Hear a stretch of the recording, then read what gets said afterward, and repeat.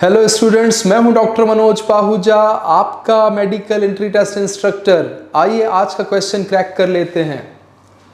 The radius of the first orbit of hydrogen atom is 0.52 × 10⁻⁸ centimetre. The radius of the first orbit of helium atom is. इस question में पहले बताया गया है hydrogen atom के पहले ऑर्बिट का रेडियस और बाद में पूछा गया है हीलियम के पहले ऑर्बिट का रेडियस। स्टूडेंट, इस तरह के सवाल को क्रैक करने के लिए आपको याद आनी चाहिए बोहर भाईजान की। जी, बोहर भाईजान वो साइंटिस्ट था जिसने किसी भी ऑर्बिट के रेडियस को कैलकुलेट करने का तरीका बताया था।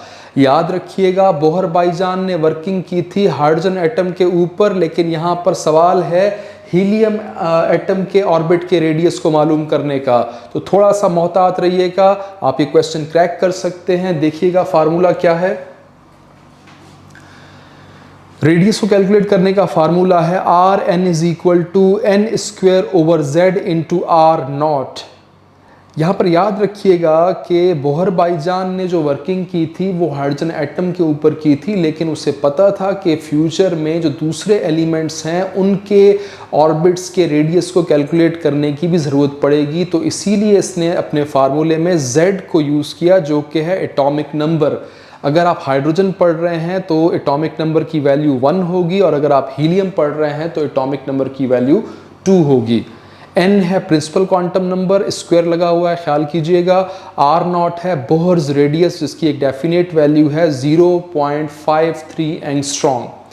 चेक कर लेते हैं। पहले मैं ये फार्मूला अप्लाई कर रहा हूँ हाइड्रोजन एटम के ऊपर, बाद में हम इसी को अप्लाई करेंगे हीलियम एटम के ऊपर। हाइड्रोजन एटम के लिए Z की वैल्यू 1 है, बाकी जो प्रिंसिपल क्वांटम नंबर है वो 1 ही है क्योंकि पहले ऑर्बिट का रेडियस मांगा गया है।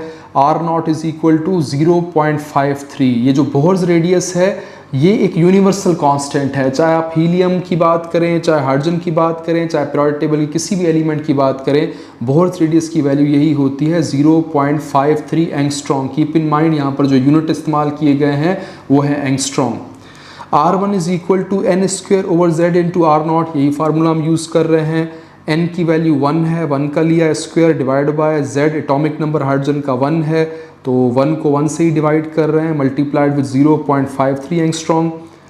0.53 एंगस्ट्रॉम ही इसका आंसर होगा, लेकिन हमारे जो यूनिट्स हैं जो ऑप्शन में दिए गए हैं वो सेंटीमीटर में हैं, तो आपने कन्वर्जन करनी है। याद रखिएगा 1 angstrom = 10⁻10 metres. Keep in mind, angstrom एक छोटा यूनिट है जिसकी वैल्यू बराबर होती है 10⁻10 मीटर्स के।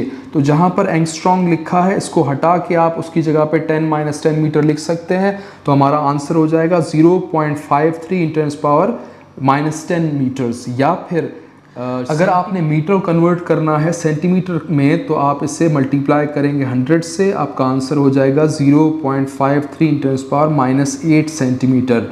ये है हाइड्रोजन एटम के पहले ऑर्बिट का रेडियस, जो हमें पहले से ही दिया गया था। सिर्फ अपने रिफ्लेक्सेस को बिल्ड करने के लिए हमने इस कैलकुलेशन को कर लिया।